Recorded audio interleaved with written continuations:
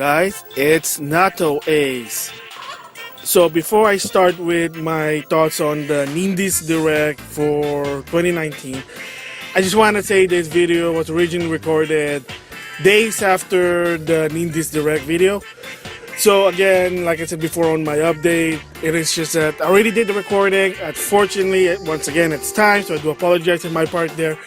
But basically, I'm going to give my thoughts on certain games that they showcase on the Direct. So with that, I'm going to start my thoughts on the Nindies Direct 2019.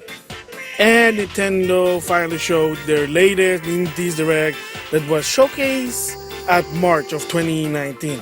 So I'm not going to talk about all the games here, but I'm just talk about here 3 or 4 major games that interest me.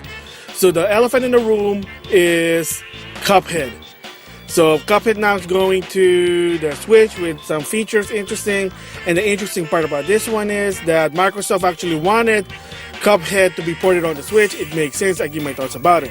So, but before that, I want to give my thoughts on 2 interesting games that I was interested. So first of all, most common one is Blaster Master Zero 2. So the sequel to Blaster Master Zero. I still need to finish that one. I've been working on it. If you played Blaster Master for the NES, it is a fun game. Now, Zero is sort of a reboot remake, but it plays better. The controls are better. They finally did a sequel to it, to Blaster Master Zero. Yeah, there have been a lot of Blaster Master game in the past from the Game Boy. I think there was a sequel for the NES, if I remember, if not by mistake. There was even one for the PlayStation, but I heard it wasn't that good. So Blaster Master Zero, basically the sequel, $10. And the surprising part is it's a continuation story of the first one, I guess no duh. However, during the Nindies Direct, they announced that the game is actually released on the same day with the video, the Nindies Direct. So that was interesting. So if I ever have a chance, I'm gonna go purchase it, but right now I want to focus on the first game. So moving to that one this is basically, I know it's gonna be out of order, but they announced something for the Crypt of Necromancer. So if you don't know what those games are, there's a link in the description. Thanks to Game Explain, credit to them. They can explain what the game is because I never really played it, but I heard about it. It's sort of a dungeon RPG type of game, and I guess it was popular that to some extent, apparently, there's going to be a special Nintendo content-wise for the Crypt of the Necromancer called the Cadence of Hyrule. Yes, so this is going to be surprising. People thought, oh, is it a DLC for the Crypt of Necromancer? And apparently, no, it's not. It's a standalone expansion exclusive to the Switch with Hyrule or Zelda theme. You get to play as Link and Zelda. Yes. And the backstory that one's going to be is interesting because apparently Miyamoto and Aoyama, basically the director of the later Zelda game, apparently they play Crypt of the Necromancer and they liked it so much they say, hey, let's make a game. Let's make a game and let's use some theme from The Legend of Zelda, and then you get Cadence of Hyrule. So that's apparently the reason is. So an actual indie game that even the creator was surprised was basically there were fans and with big names, Miyamoto and Aoyama. So that's going to be interesting. I don't know what's going to come out, but I think it's going to come out this year. So yeah, Blaster Master Zero and Cadence of Hyrule. So now the big thing that basically I want to give my thoughts on, it's surprising that people didn't even see this coming, but there was been rumor, but hey, the rumor now true, is Cuphead finally going to the Switch.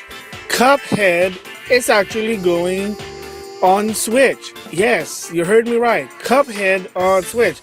So you might think, wait a minute, is it Cuphead owned by Microsoft? Well, yes and no. And why did I say that? First of all, it's published, I forget the company's name, but they're the one that published the game. What Microsoft Studio did, or now they're called Xbox Studio, is they funded the game. So yeah, it's the same situation with Bayonetta and with Street Fighter V. Cuphead was to some extent was funded by Microsoft. So even so with that, why is it even on the Switch? What's going on? And apparently the developer of Cuphead, they basically said it was Microsoft's idea. It was Phil Spencer's idea to put it on the Switch. Why? Like, I don't understand why. Well, my theory I understand is more people to play it. I mean, you can play it on PC, you can play it on Steam. Thank goodness it's not on the Epic Store yet, but that's a different story. And on the Xbox One. What's the problem with the Xbox One as of right now? Not a lot of people have Xbox One. Yep. So, how do you intend people to play more Cuphead? Put it on another platform. What makes more sense? The Switch. Why? You can play retail experience game on a go. Again, I don't know how much I need to emphasize that, but that's the key thing about the Switch. Yeah, it may be less power than the other system, but finally, you can play console experience game on the go. You know, I mean, yeah, the Vita and PSP kind of did that, but it was a little bit different there. But yeah, so it was a surprise that it was Microsoft or Xbox Studio that wanted Cuphead to be there.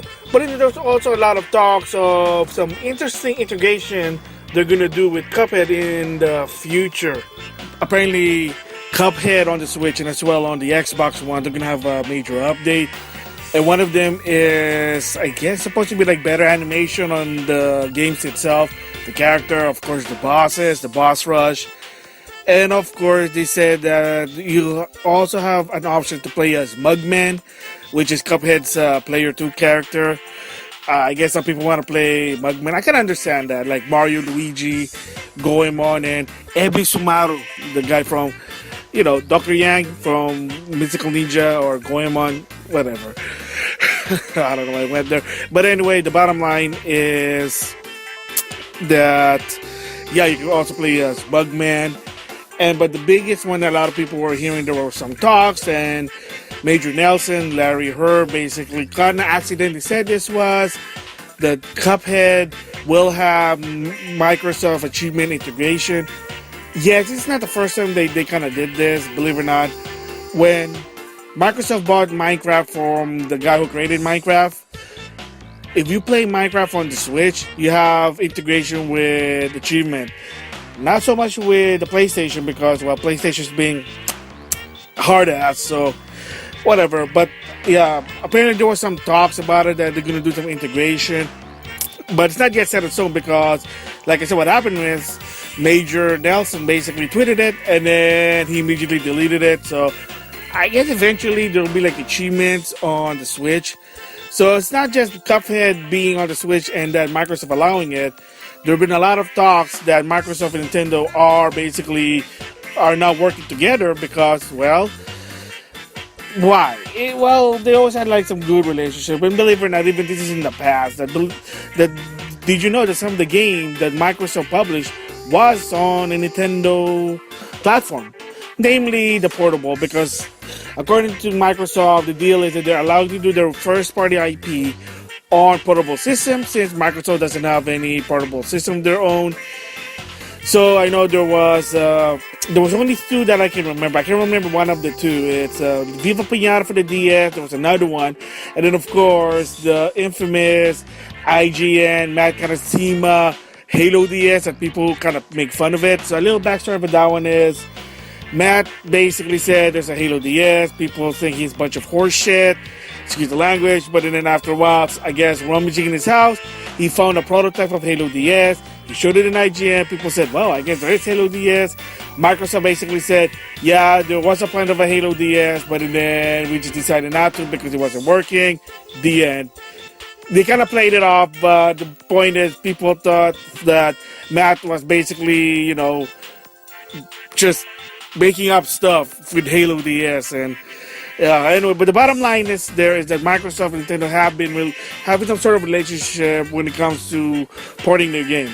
Now, because since the Switch is also portable to some extent, that's the reason why besides Minecraft, well, it wasn't Minecraft was multi-platform before Microsoft bought them, but Cuphead, like I said, people believe it was a Microsoft exclusive because, well, Microsoft chipped in with the game, but according to the developer, that wasn't really the case. They just gave them the money, and in return, Xbox One exclusive. I played the game. I have it. I mean, I did a show, like I said before. There you go. But the bottom line, the interesting part with this Cuphead being on the Switch is that eventually the rumbling that Xbox Live might be integrated with Switch. So finally, the Switch might get some achievement, but Microsoft type games. So I'm still waiting for the Nintendo version achievement. I mean, there have been talks about it too, but mom's the word, and it's not me verse. So, but the bottom line I'm shocked about this Nindies Direct 2019 of Spring is that Cuphead is going to be on the Switch April the 18th, and also going to come physical. So a lot of the physical people that only likes physical, they don't like digital, i.e. Google Stadia, whatever. Basically, there you go, it's physical, but there will be some Xbox integration. Maybe, maybe not, but there's a lot of talks about it. That's it. So yeah, those are my thoughts on the Nintendo Nindies Direct. Blaster Master 02 is out. It's actually out, so I'm going to plan to get it. Cadence of Hyrule basically is an expansion, standalone of Crypt of the Necromancer. And of course, Cuphead on the Switch. Now you got more options to play it besides the PC, Steam, Xbox One. Now on the Switch, which is, portable to some extent. There you go. So, I mean, I can see the future of Microsoft and Nintendo with this, sort of working together. Yeah, they might just take down Sony. And like I said, I'm a Sony supporter, but right now, Sony just, they're pricks. I don't know what to say. With that, I'll see you guys later.